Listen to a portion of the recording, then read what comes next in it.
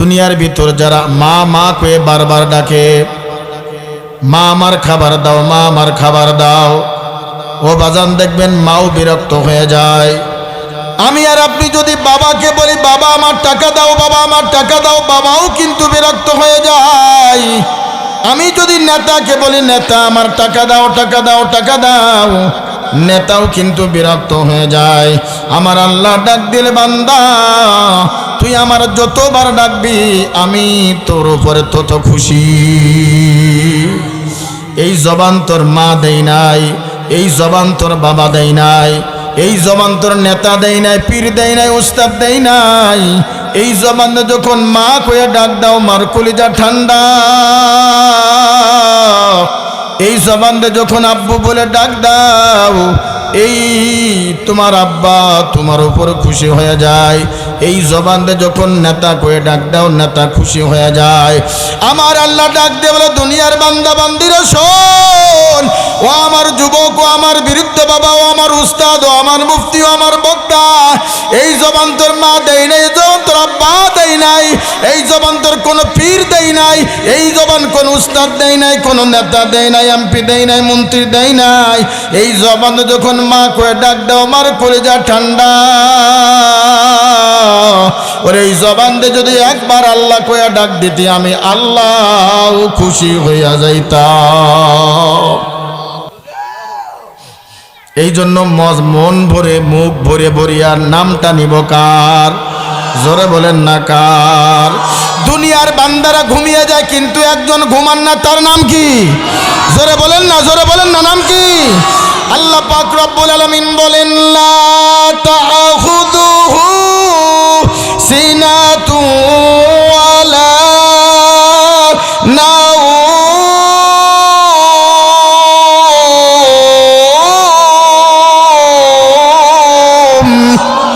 আমার আল্লাহ ডাক দিল দুনিয়ার বান্দারা ঘুমিয়ে যায়, আমি আল্লাহ বান্দা ঘুমাই না, ঘুমাই না, ঘুমাই না। ফেরেশতারা প্রশ্ন করে রব তুমি কেন ঘুমাও না? এইবার আল্লাহ পাক ফেরেশতাদেরকে বলো বা ফেরেশতারা শোনো, এমন একটা সময় আছে যে সময় মা ঘুমায়, বাবা ঘুমায়, প্রাণের স্ত্রীও ঘুমায়, ছেলেও ঘুমায়, পশু পক্ষী ঘুমায়।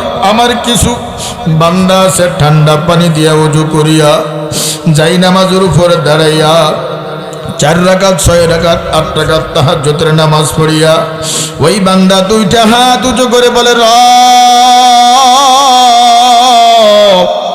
আমার ছেলে ঘুমানো, আমার মেয়ে ঘুমানো, আমার বিবি ঘুমানো, আমার মা ঘুমায়, আমার বাবা ঘুমায়, আমার ভাই বেরাদার সবাই ঘুমায়, পশু পক্ষী ঘুমায়।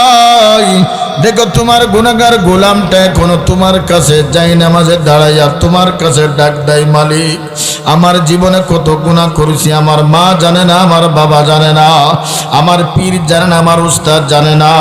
গুনার কারণে আমার হাত 2টা না পাক, গুনার কারণে আমার জিহ্বা না পাক, গুনার কারণে আমার চোখ না পাক, গুনার কারণে আমার কান না পাক, গুনার কারণে আমার পা না পাক। ও যুবক, এই চোখ দিয়া কত বেগানা নারীর নারীর দিক তাকাইলা, এই চোখের ভিতর যখন সীসা ঢালিয়া দিবে আর কানের ভিতর কত গুনার আওয়াজ ঢুকাইলা, এই কানের ভিতর যখন সীসা ডালিয়া দেবে এই সীসা যেদিক দিয়া পড়বে গোশতগুলি খসিয়া খসিয়া খসিয়া খসিয়া জমিনে পড়বে। এই জন্য গুনাহ নিয়া মাওলার কবরে যায়েন না। গুনাহ বড় ভয়ঙ্কর, গুনাহ বড় ভয়ঙ্কর। নেক আমল ছাড়া মাওলার কবরে যায়েন না রে বাজান। মুরাকাবার নিয়তে চক্ষুটা বন্ধ করে নিজেকে নিজে প্রশ্ন করে ওরে হাত কত গুনাহ করলি, ও চোখ কত নারীর দিক তাকাইলি, ও মন কত কত মান কত দিক তুই নজর দিলি, ও কান তুই কত গুনার আওয়াজ শুনলি। এই গুনাহ নিয়ে যদি মাওলার কবরে যাও ওরে ডাইনের মাটি বামে, বামের মাটি ডাইনে মঞ্জরে চাপ মারবে, হাড্ডি গুড়ি মসমস মসমস করে ঢুকিয়া যাবে। এই জন্য বাজান আমল নিয়ে মাওলার কবরে যাও, আমল ছাড়া কিন্তু মাওলার কবরে যাইও না রে বাজান। কবর জায়গা ভালো নয়, কবর জায়গা ভালো নয়। আমল দিয়ে কবর গৃহ সাজিয়ে নিতে হয় কবর, জায়গা ভালো নয় কবর, জায়গা ভালো নয়। আমল দিয়ে কবর গৃহ সাজিয়ে নিতে হয়। 6 দিন পরে নখ খসে যাবে, 9 দিন পরে চুল। 6 দিন পরে নখ খসে যাবে, 9 দিন পরে চুল। আরে কবর গৃহের সামান নিতে কইরো না কেউ ভুল, কবর জায়গা ভালো নয় কবর, জায়গা ভালো নয়। আমল দিয়ে কবর গৃহ সাজিয়ে নিতে হয় কবর, জায়গা ভালো নয় কবর, জায়গা ভালো নয়। আমল দিয়ে কবর গৃহ সাজিয়ে নিতে হয়। 17 দিন পরে পেটে ফেটে এসেছে পোকার খাদ্য হবে। 60 দিন পরে গোছ থাকবে না, কঙ্কাল পড়ে রবে। আরে 17 দিন পরে পেটে ফেটে এসেছে পোকার খাদ্য হবে। 60 দিন পরে গোছ থাকবে না, কঙ্কাল পড়ে রবে। আরে 90 দিনে হাড়গুলি সব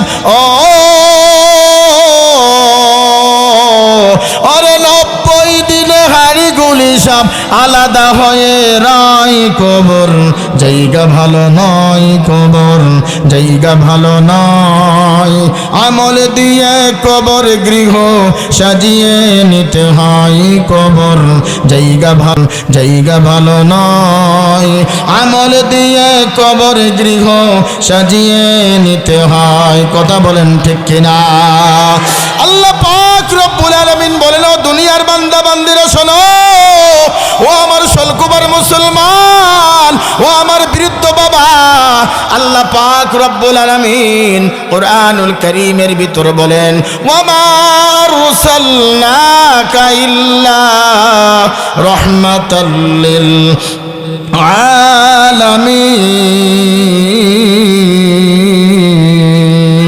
আলামিন।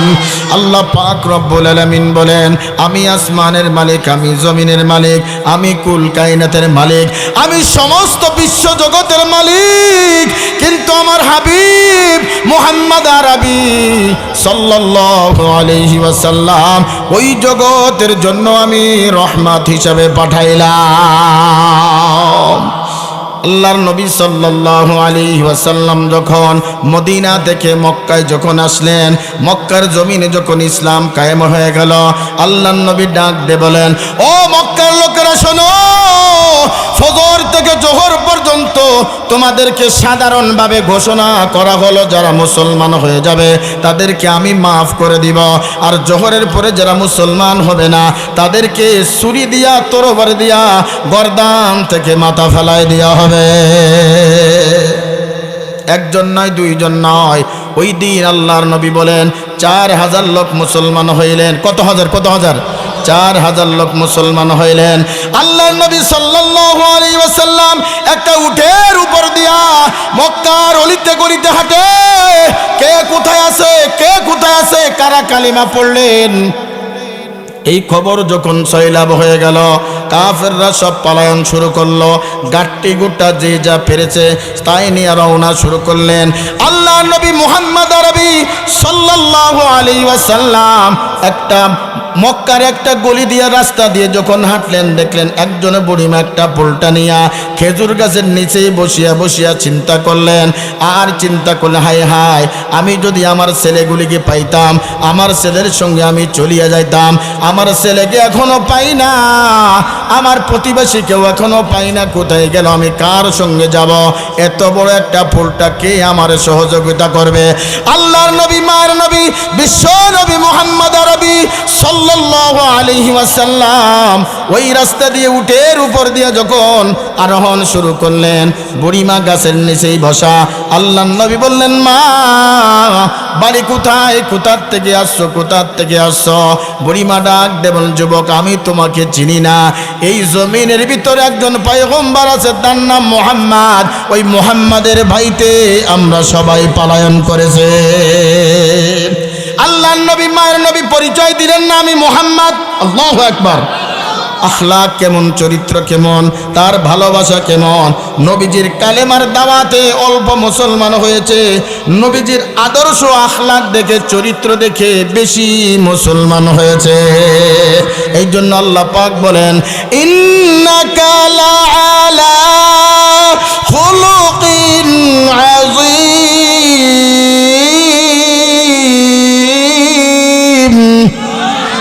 আল্লাহ পাক রব্বুল আলামিন বলেন, আমি আমার দোস্তর নামের শেষে আজিম শব্দ ব্যবহার করেছি। আজিম শব্দের অর্থ হলো উত্তম চরিত্র, ভালো চরিত্র, ভালো ব্যবহার। আল্লাহ নবী বলেন, যার ভিতরে দুইটা গুণ আছে তার আল্লাহর জান্নাতে চলে যাবে। এক নম্বর হলো তাকওয়া, দুই নম্বর হলো ভালো ব্যবহার। আমাদের সমাজে দেখতে মনে হয় ফেরেশতা, সাদা জুব্বা, সাদা পাঞ্জাবি, টুপি মাথায় দিয়ে ঘরে তসবিহ হাতের থেকে নামায় না, সামনের কাতারে বসে, কিন্তু সমাজে এমন গিরিঙ্গি লাগায় রাখে, তোর মতন বিয়াদব আর এই সমাজে আর নাই। এই জন্য উত্তম চরিত্রের দাম আল্লাহর কাছে বেশি। কথা কয় না? 7 লাখ টাকা দিয়ে হাদিসা হজ করে আসছে। কয় লাখ? 7 লাখ টাকা দিয়ে হজ করে আসছে। এসে জুব্বা একটা পরেছে টাকনুর নিচে, রুমাল একটা মুড়ি দিছে, তসবিহ এক নিয়ে গায় সুবহানাল্লাহ সুবহানাল্লাহ। এই সুদীক্ষা দিস না গায় সুবহানাল্লাহ সুবহানাল্লাহ।